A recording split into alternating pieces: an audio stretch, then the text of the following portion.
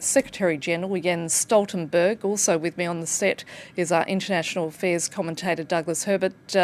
Secretary General, thank you so much for your time. You and I are old enough to remember the Cold War.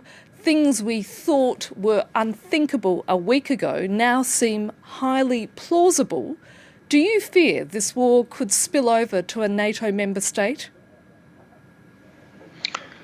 First of all, it's not possible to not be moved and really feel pain when we see the pictures from all the suffering taking place in Ukraine, the civilians killed and the devastating damage we see across the country.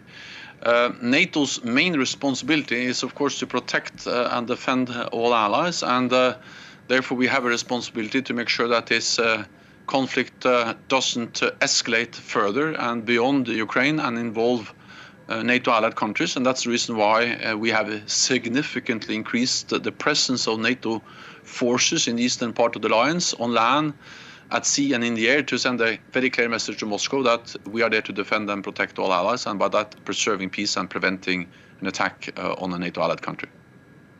Yeah, Secretary General, you've been very clear that NATO is a defensive alliance. It is not the aggressor in this conflict, and it does not seek to be. It is not a party to this conflict. I'm curious, how much are you concerned, you and your associates in NATO, about an accidental confrontation that could lead to an escalation, obviously an unwanted escalation? And it doesn't seem that far-fetched, given what we have seen, the scenes we've seen on the battlefield, on the ground, the bombardment of Ukrainian cities. Vladimir Putin has shown he doesn't necessarily need to be provoked to accuse NATO of being the aggressor. How much are you concerned about an accidental confrontation that could lead to an escalation? We need to make every effort to prevent an incident or an accident from happening that involves NATO allied countries. And if it happens, to make sure that it doesn't spiral out of control and create something which is even worse than what we see today, and that's a full-fledged war involving NATO and Russia. And that's the reason why we also are absolutely adamant that we need military lines of communications, deconfliction with Russia, to make sure that we minimize the risks for incidents, accidents, and also that we are able to handle them if they happen. So our main focus now is, of course, to call on Russia to end the war, to withdraw all its forces and to provide support to Ukraine, but also, of course, make sure that we prevent any further escalation into NATO allied countries. Now, Ukraine's President Volodymyr Zelensky has asked for Europe to send his country fighter jets to help stop the Russian invasion. I'm curious to know where things stand on that front, and if that happens, who is actually going to fly those planes?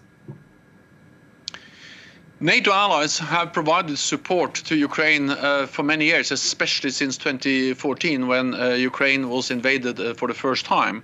And allies have trained tens of thousands of Ukrainian troops, provided anti-tank weapons, air missile defense systems, and many other types of military equipment. And all of this proves now to be extremely important because this is helping the courageous armed forces of Ukraine to stand up against the invading Russian forces. And the Ukrainian army is much better equipped, much better trained, much larger now than in 2014. We will continue, and we continue to provide them with support. I will not go into the details about exactly what kind of support the different NATO allies provide, but we are providing, and allies are stepping up the support to Ukraine. You talk about the providing of the support, and this is obviously a pillar of what NATO can do in Ukraine if it can't send troops or boots on the ground.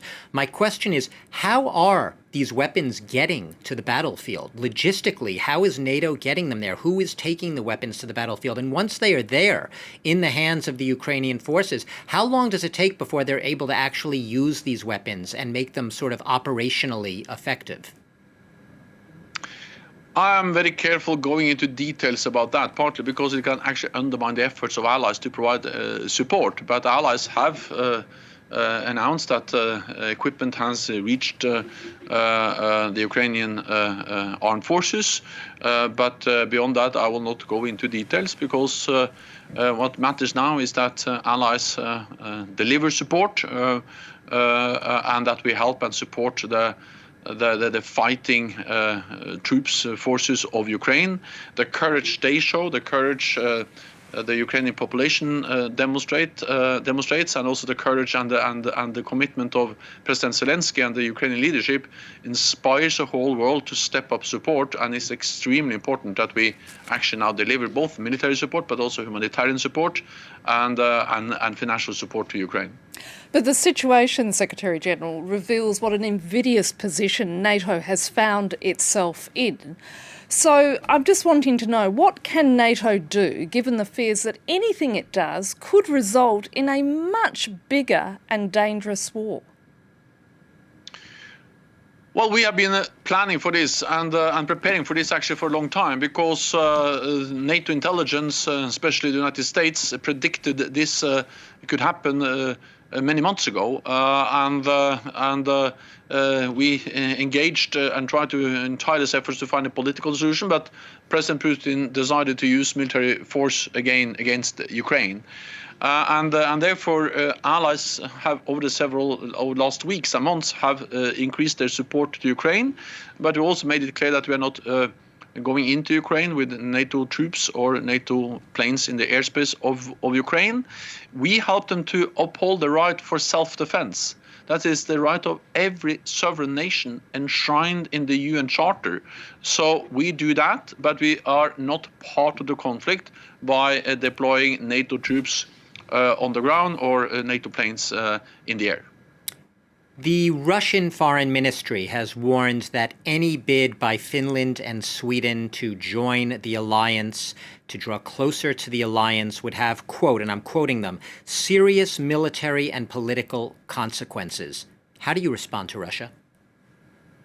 That's a totally unacceptable statement from Russia, because it violates the core principle for our security, that every nation has the right to choose its own path, whether it wants to belong to or not to belong to an alliance as NATO. And NATO enlargement have helped to spread democracy, freedom throughout Europe for decades, since the end of the Cold War. And I absolutely respect the sovereign right of Finland and Sweden to decide their own future. I respect them if they decide not to apply for membership, but if they apply for membership, of course they have the right to join NATO. That's for Finland and Sweden and the 30 allies to decide, not Russia.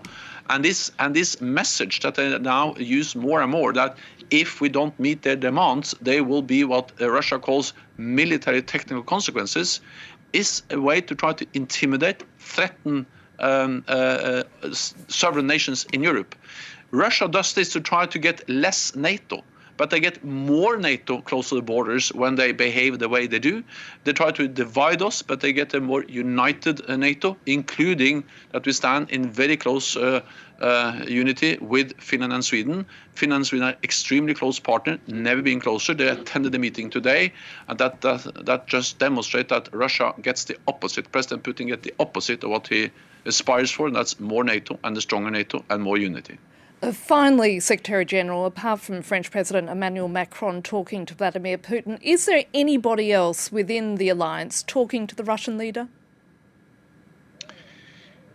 Well, we have a military alliance of communications to deconflict, to reduce the risks of miscalculations, incidents and accidents. And allies have, of course, also made it clear that we are ready to engage in serious political talks. But at the same time, we have to see that Russia is serious about diplomatic efforts. And so far, they have chosen war, armed forces, instead of serious diplomatic efforts. Jens Stoltenberg, thank you again very much for your time. And we've